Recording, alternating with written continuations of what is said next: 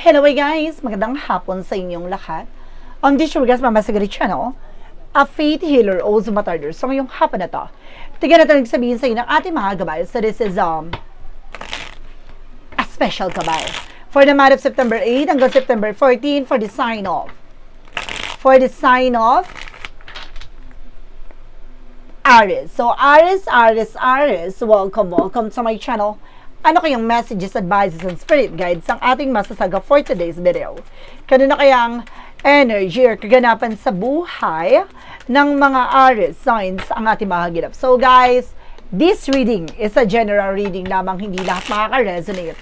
Kunin lang ang makaka-relate sa inyo and comment down below kung kaninong energy ang ating nasagap.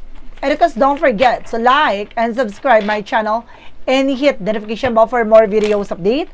Then of course guys, maraming salamat po sa mga walang sawang pagsuporta sa aking channel. Lalong-lalo na ang skip ng ads sa way pagpalain kayo ng Diyos at may kapal. Siksik liglig nag-uumapaw na biyayang manabalik sa inyo.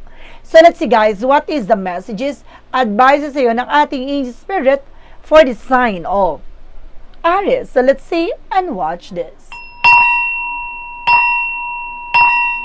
Ano kaya kaganapan sa buhay ng mga Aries signs sa ating mga ginap? Tukusin at bulabugin natin. Let's watch this. Okay, so there's something guys with the Two of Pentacles. Now, there's something you keep yourself balanced. No? Hanapin mo yung balanse sa iyong buhay nang sa ganun magtagumpay ka.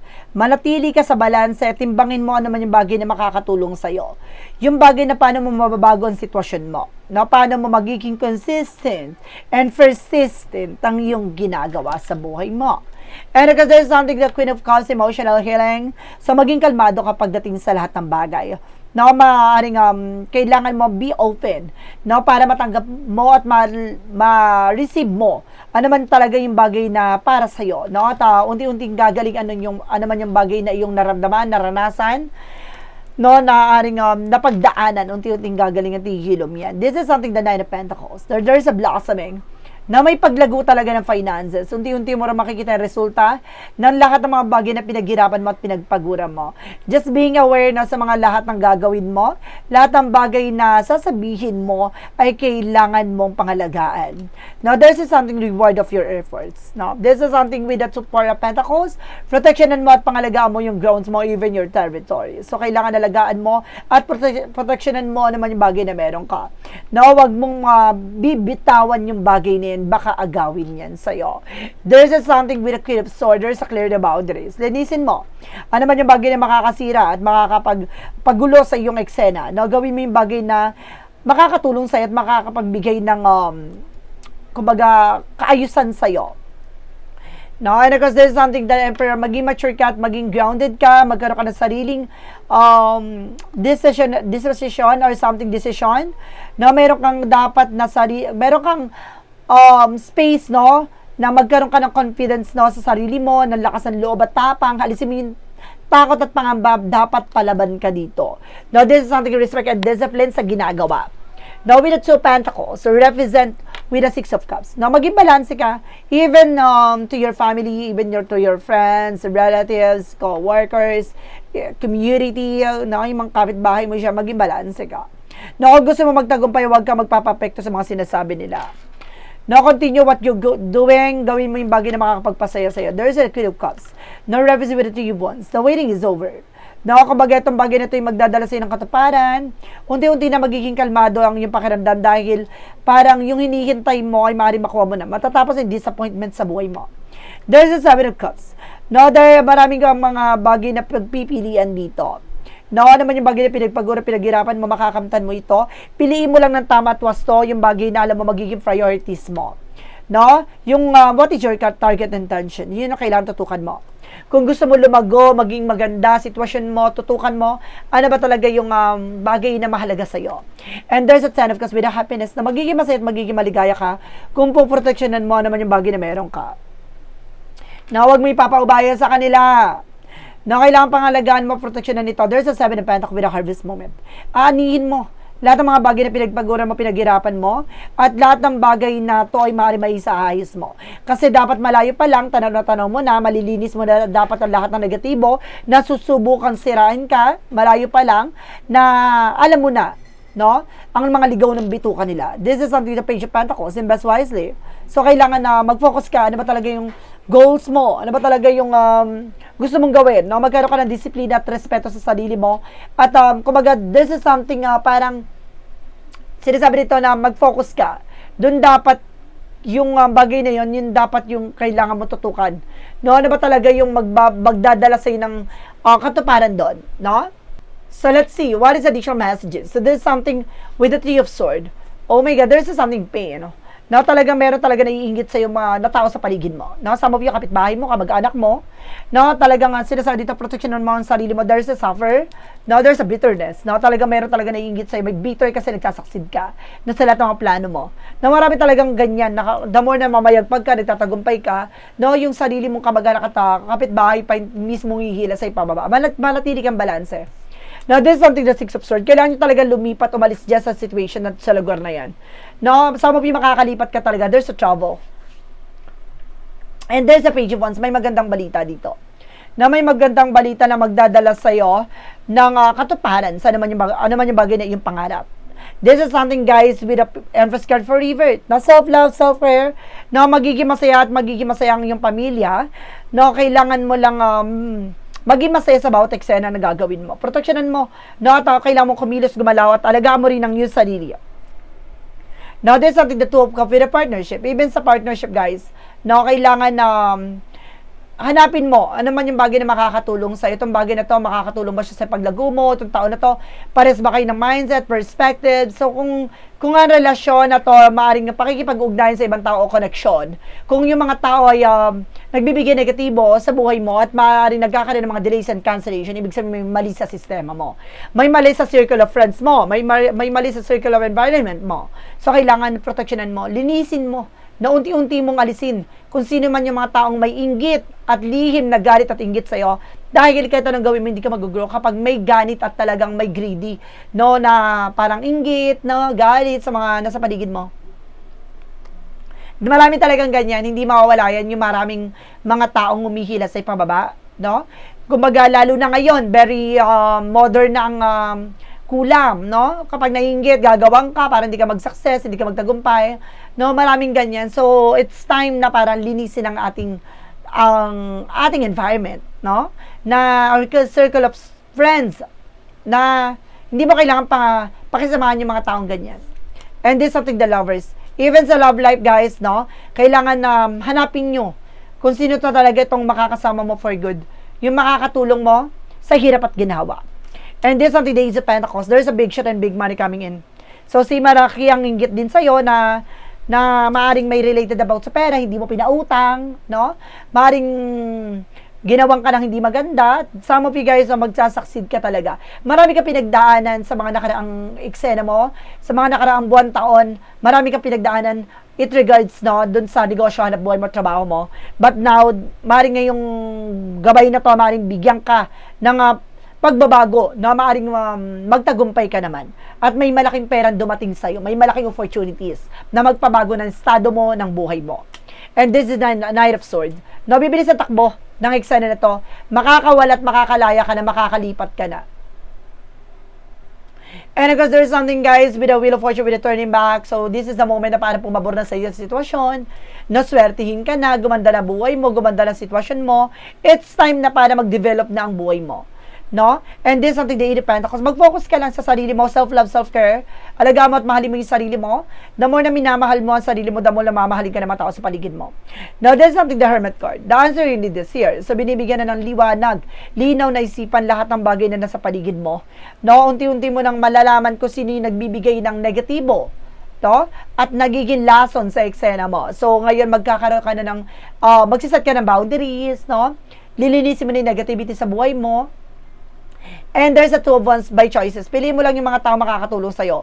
O itong tao na to, kung siya yung taong para sa'yo, no, piliin mo. Kung itong tao na to, hindi ka dyan mag-grow, hindi ka lalago dyan, pakawalan mo, iwan mo yan. No? Dahil kahit anong bagay na pilit mo, kung isang bagay na lumalason sa eksena mo at hindi siya natutuwa sa success na tinatamaan sa mo, hindi ka mag-grow. No? Kasi para meron dito ako na sense na parang there's a partnership na parang ayaw na lalamahan, ayaw na uungasan, para mataas ang pride, na mataas ang ego, No, gusto siya lang ang okay, siya yung manamamayag. Pag ayaw niya lang, parang nasasapawan siya. No? So, let's see what is additional messages about sa finances and career, love life at kalusugan. Let's watch this. So, we're back, guys. So, nandito na tayo na pagdating sa finances and career, love life at kalusugan. Let's see, guys. So, this is, ay, shuffle muna tayo before anything else. Oh, my goodness. Buti ka mo, hindi ko pa nabulat-lat.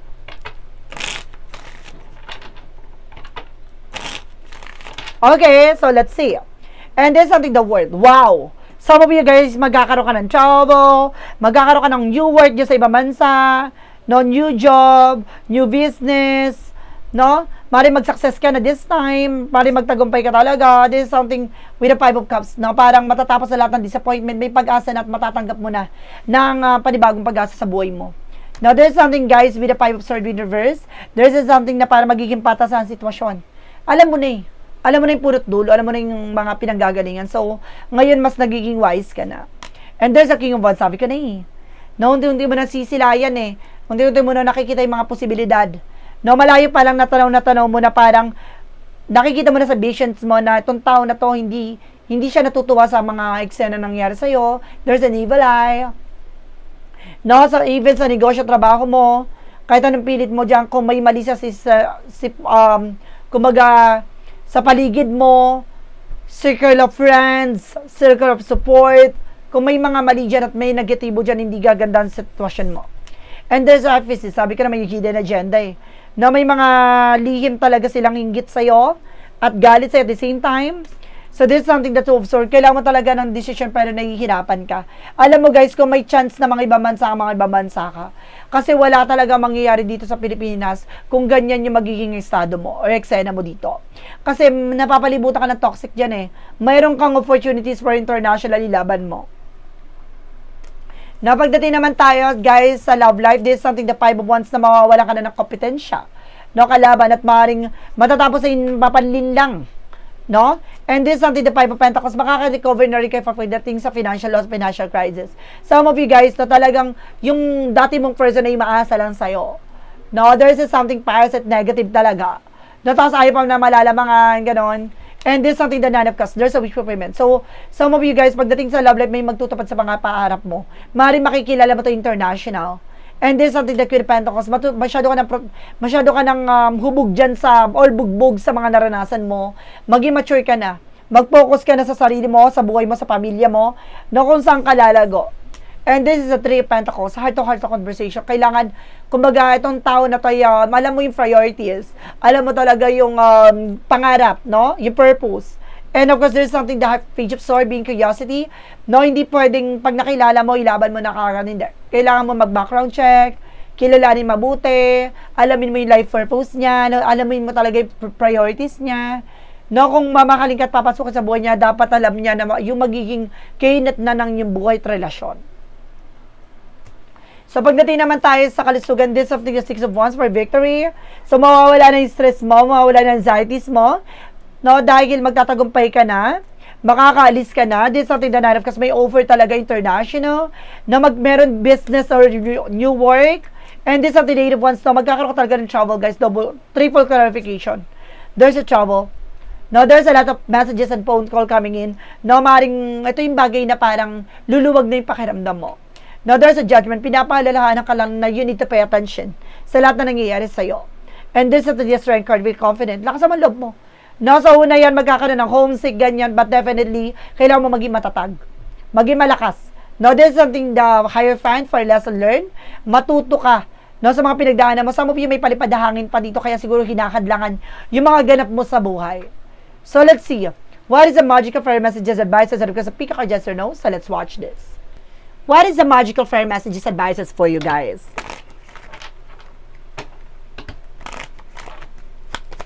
What is the magical fairy messages, advices?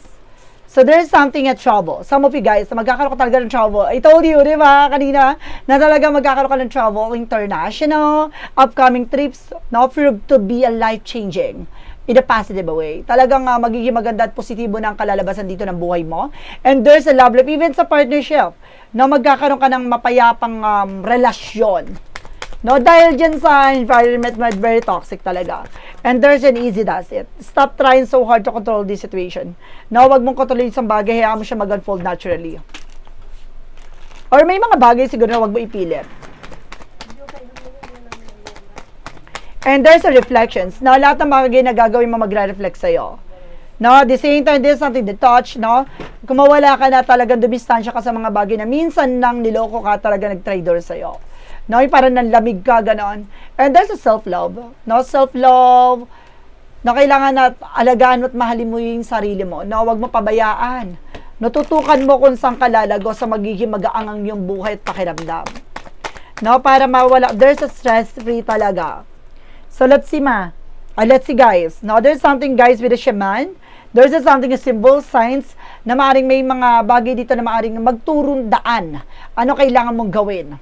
Now, there's something guys with a soulmate connection. Talagang kumbaga itong tao na to, na makikilala mo, ay maaaring magdala sa'yo ng soulmate. No, talaga soulmate mo siya at makakasama mo for long. No, talagang itong tao na ito yung pangmatagalan na. And there's a root, no, ugat, or may mga bagay na pinanggagalingan dito, na maaaring kailangan no, alagaan at humanap ka ng isang lugar na alam mo yung pinakaugat ng gagawin mo ay lalago at lalakas ka dyan. No, para hindi ka mapeste, hindi ka masira. No, this is something of an artist, no? Kung baga sinasabi sa dito, mag-ingat ka sa mga taong makakasamahan mo at pakikisalamuhan mo dahil some of them guys, magaling magdrama, magaling magpaikot ng tao. Now, what is the romance thank you for Mystic Love Oracle deck? There's an intuition. Tama ka ng instinct. Tama ka ng hinala, no? Tama ka ng mga nararamdaman mo. And there's a parties, no? Having fun, enjoy your life, no? Enjoy yourself. Now, let's see what is Archangel Michael messages.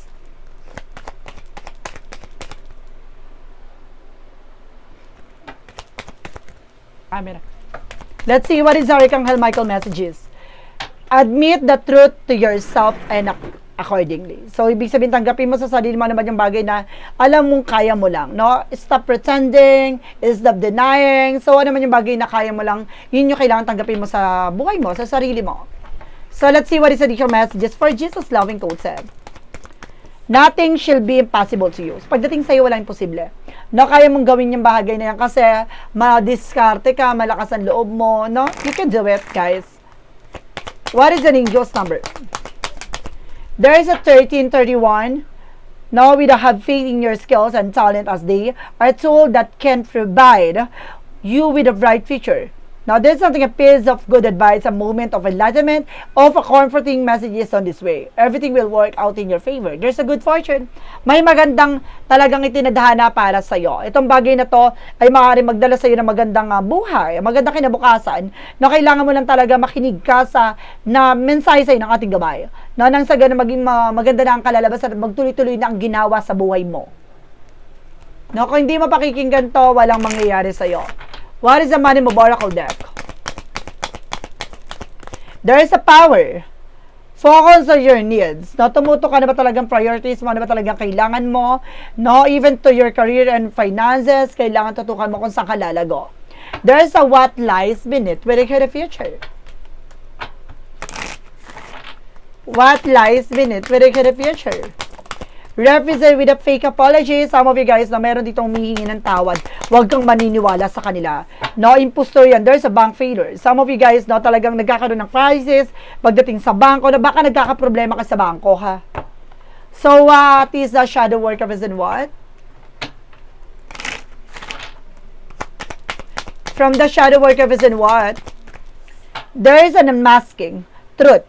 Self-examination revelations. No, lahat ng bagay nito, unti-unti mo na makikita, unti-unti mo na matutuklasan, at malalaman mo na ba yung kailangan mong gawin.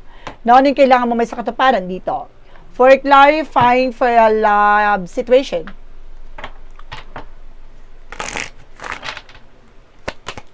Clarifying for a love situation represent with missed chances.